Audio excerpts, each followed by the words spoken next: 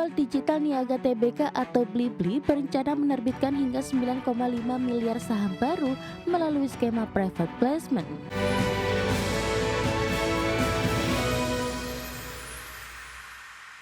Pemirsa, PT Global Digital Niaga Tbk atau Blibli berencana menerbitkan hingga 9,5 miliar saham baru melalui skema private placement. Ya, rencana ini akan dimintakan persetujuan dalam RUU PST dan RUU PSLB pada 24 Juni 2026 mendatang.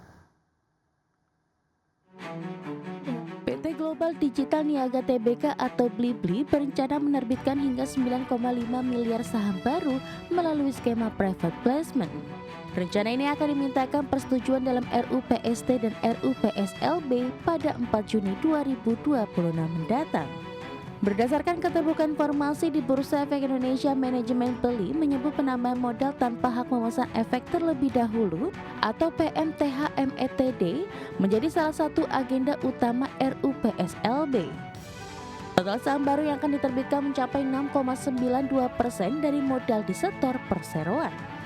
Dalam rinciannya, PMTH-METD akan dilakukan melalui dua skema. Pertama, program kepemilikan saham untuk manajemen dan karyawan atau MESOP dengan alokasi maksimal 4,5 miliar saham. Kedua, penambahan modal di luar MESOP dengan penerbitan maksimal 5 miliar saham baru. Selain meminta restu, aksi korporasi perseroan juga akan membahas perubahan anggaran dasar agar selaras dengan KBLI 2025. Sementara dalam RUU PST, pemegang saham akan membahas laporan keuangan tahun buku 2025, penunjukan akuntan publik hingga pengangkatan kembali direksi dan dewan komisaris. Rapat dijadwalkan berlangsung 4 Juni 2026 di Hotel Indonesia Kempinski, Jakarta. Berbagi sumber, IDX Channel.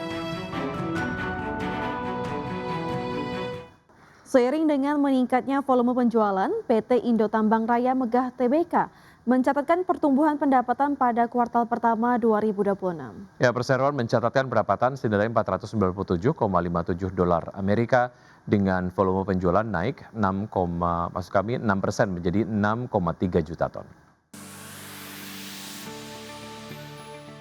Emiten batu bara PT Indo Tambang Raya Megah Tbk mencatatkan pertumbuhan pendapatan pada kuartal 1 2026 seiring dengan meningkatnya volume penjualan.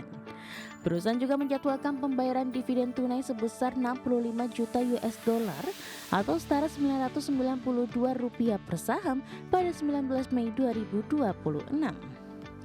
Persero mencatatkan pendapatan senilai 497,57 juta dolar Amerika pada kuartal 1. Pendapatan tersebut naik 3,12% year on year dari sebelumnya senilai 482,51 juta US dollar per kuartal 1 2025. Manajemen Persero menyebut produksi batu bara tercatat sebesar 4,7 juta ton pada kuartal 1 2026, turun dari 5,3 juta ton pada kuartal 1 2025. Penurunan tersebut dipengaruhi kondisi cuaca yang menghambat operasional tambang. Namun demikian, volume penjualan naik 6% menjadi 6,3 juta ton. Kenaikan penjualan itu berhasil menopang pendapatan meskipun harga jual rata-rata atau average selling price turun dari 82 US dollar per ton menjadi 79 US dollar per ton. Dari sisi profit, Persero mencatatkan laba bersih senilai 54,67 juta US dollar atau setara 929,07 miliar rupiah per Maret 2026. Laba bersih tersebut terkoreksi 15,84% year on year dari 64,96 juta US dollar per Maret 2025. Penurunan laba salah satunya disebabkan beban pokok pendapatan yang naik 5% secara tahunan seiring dengan meningkatnya penjualan batu bara. Hal itu termasuk kontribusi penjualan batu bara pihak ketiga sebesar 0,7 juta ton. Berbagai sumber, IDX Channel.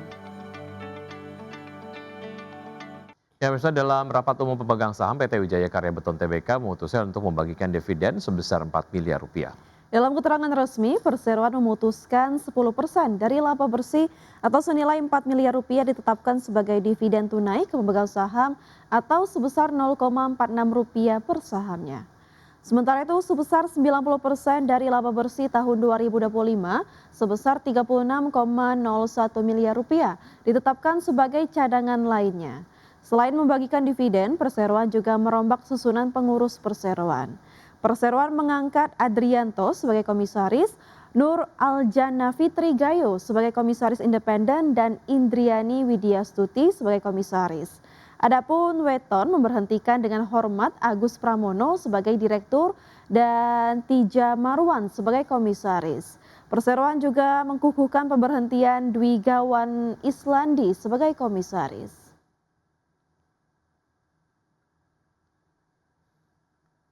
Presiden Amerika Serikat Donald Trump mengklaim Presiden China Xi Jinping telah setuju bahwa Teheran harus membuka kembali Selat Hormuz. Hal tersebut diungkap Trump dalam penerbangan kembali dari Beijing setelah 2 hari menggelar pembicaraan dengan Xi Jinping.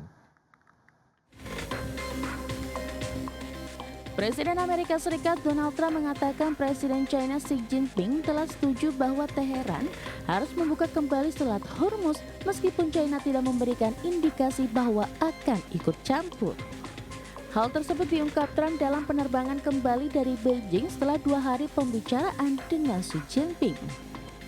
Lebih lanjut, Trump mengatakan ia sedang mempertimbangkan apakah akan mencabut sanksi Amerika terhadap perusahaan minyak China yang membeli minyak Iran.